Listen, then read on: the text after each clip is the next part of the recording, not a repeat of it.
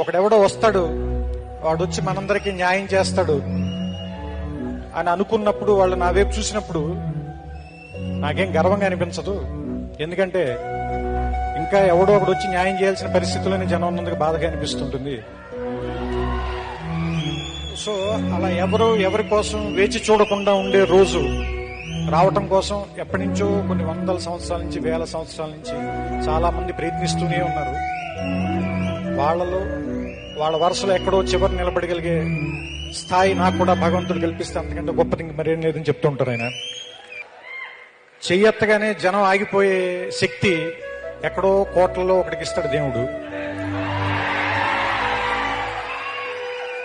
ఇటువైపు వెళ్ళమని చేయి చూపిస్తే అక్కడ ఏముంది అని కూడా ఆలోచించకుండా పరిగెత్తికెళ్ళిపోయేంత ప్రేమ, అభిమానం సంపాదించుకునే శక్తి ఎక్కడో కోట్లలో ఒకళ్ళకి ఇస్తారు.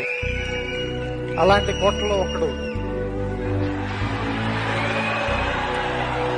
పేరు మీకు తెలుసు, నేను చెప్పాల్సిన పని లేదు. ఒక మనిషిలో పూసంతైనా పుణ్యం చేసి ఉండకపోతే శివుడు పిలవడు అని సీతారామ శాస్త్రి గారు చెప్పారు. అలాగే నలుసంతైనా మంచితనం లేకపోతే ఎంతమంది ఎందుకు ప్రేమిస్తారు?